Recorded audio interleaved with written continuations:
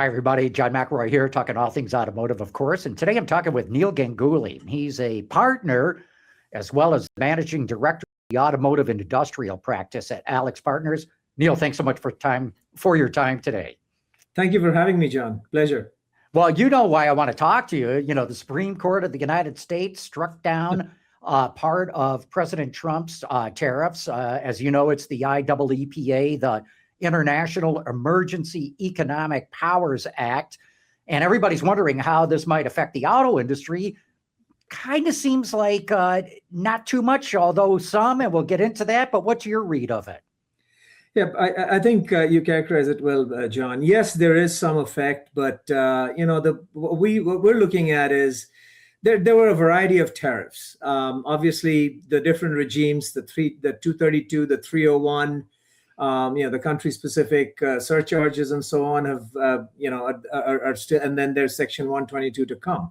So while a layer of tariffs under the IEEPA go away, which is some good news, but majority of the profit drag that the tariffs have created since Liberation Day probably are likely to remain, unless things are done about it.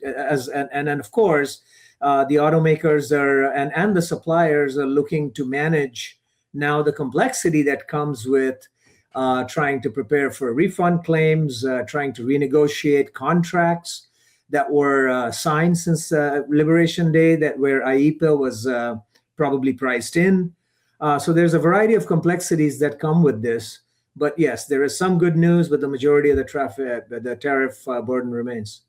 This really doesn't affect any of the USMCA compliant goods coming in from Canada or Mexico, does it?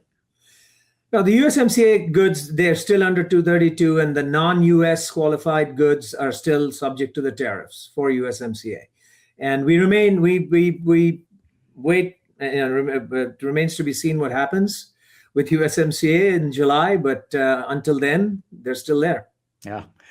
Going back to the IEEPA, there's a lot of talk about getting refunds. The president seems he wants to slow drag this out as long as possible.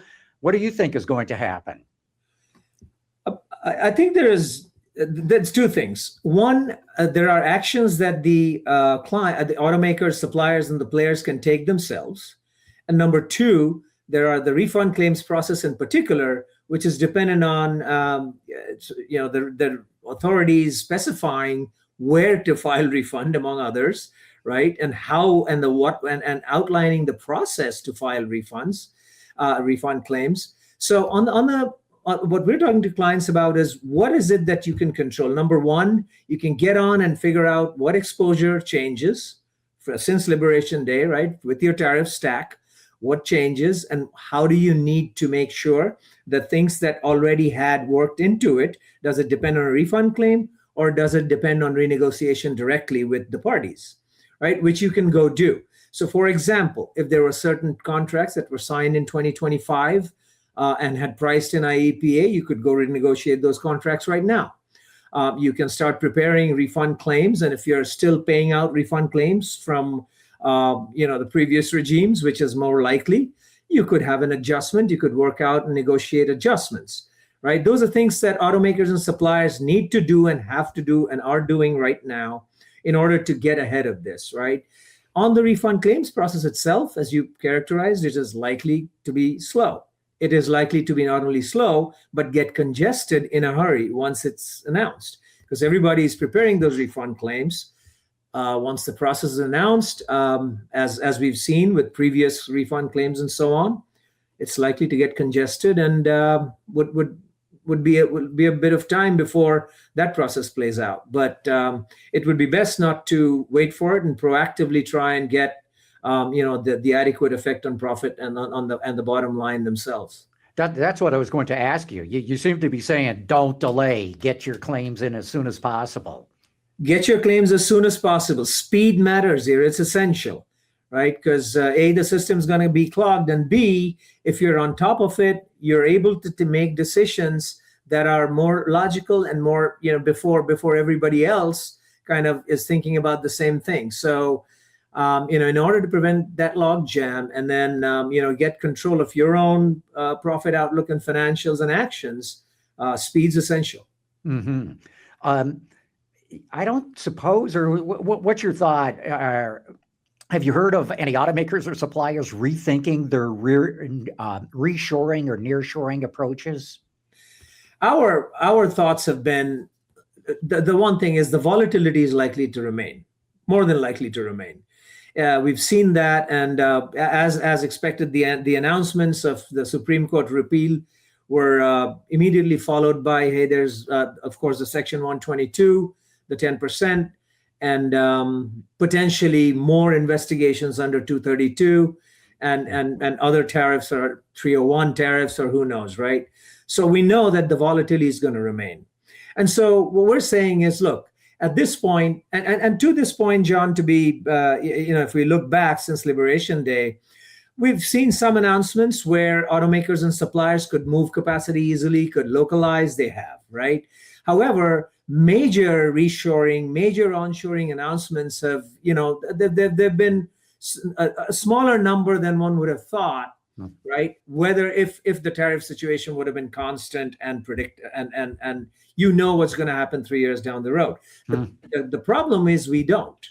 And so at this point, we're suggesting to resist, our clients to resist from knee-jerk actions to put capital in reshoring and reconfiguring supply chains, which may or may not be the most fruitful ROI actions as the future winds down. But that said, diversifying your base, de-risking, and playing for resilience, that's been the case that you have to do it. They've been doing it, and that's what they need to continue to do.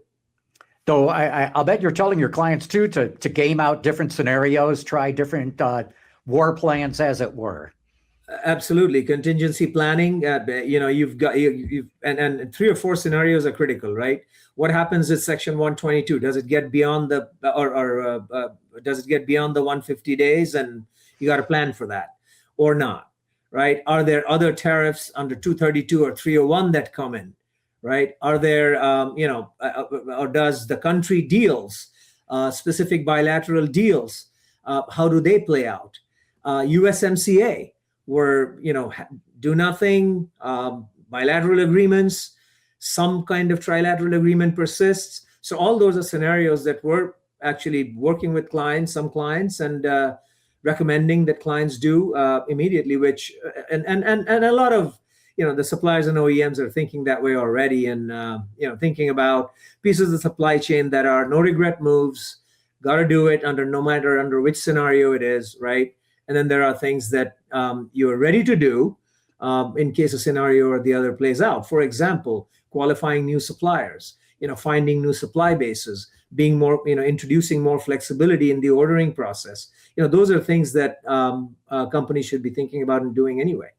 Yeah, Neal, what's your advice to suppliers who may have been able to get cost pass-throughs because of the tariffs, and now maybe automakers are going to be saying, hey, time for a price cut? Well, again, that's where you have to know the exposure, right? For suppliers, they need to know the exposure that they have claimed, and what the math is around it, and what part IEEPA played. Look, this is more about what are the facts, right? I know that at the end of the negotiation, there's a give and take, but at the end, you have to have your fact base clear, and you have to have understanding of what sort of the mutual leverage, if I may put it that way, is, and how it is likely to shape up. The more you're better prepared and planned with scenarios, the better off you will be. And in terms of how much the IEEPA tariff repeal forces adjustments in price claims or forces price cuts, the number is clear. The number will tell. Mm-hmm. And Neal, as you know, there were a number of countries that cut deals with the Trump administration, promising big investment in, for lower tariffs. Do you think that's going to change, or do you think that'll just stay as it is? For now, John, of course, the country-specific deals remain in place. And I would say, if you look at these deals, it's not. Yes, it is to avoid tariffs, but it's not necessarily a one-way deal, right? because of course the countries that have signed up deals, they are bringing some of their intellectual capital in return for products or technologies from the United States to go there, right? So yes, tariffs maybe was the catalyzing factor for some of these discussions, but meaningfully so, right? These discussions also entail a much larger set of cooperative, technology and product exchange than just the tariffs. Mm-hmm. So they're likely to remain in some form. Now, that is still being decided, as you know. Not many of them are completely signed and written in paper. That's right. That's exactly right. Neal, am I missing anything? Anything that you need to add here? I would just say, look, and repeat maybe at the risk of reiterating a little bit. The most important thing we're thinking about with clients is the volatility and how do you go through it, right? From the COVID times, as we've seen, the AlixPartners releases an annual disruption index, and automotive has been the most disrupted industry 2 years in a row right now. And there's a reason, right? So, since COVID days, we had uncontrollable disruptions, if I may call it that way, and then disruptions that are, brought on by industry players and the industry environment, software and technology, autonomous, the electric vehicle, back and forth and tailwinds and headwinds. Now it's the trade policies, right? So there are likely to be disruptive factors that the industry faces going forward. And you should be thinking about that as a given, playing out the scenarios and really being prepared with a supply chain that can answer and deliver in the face of that. Mm-hmm. Neal Ganguli, thanks so much for your time today. Very interesting. I know we'll probably be talking about this again in the future. I would love to. This is what we like doing, John. Okay. Thank you for having me. Sure thing. Take care now. Take care.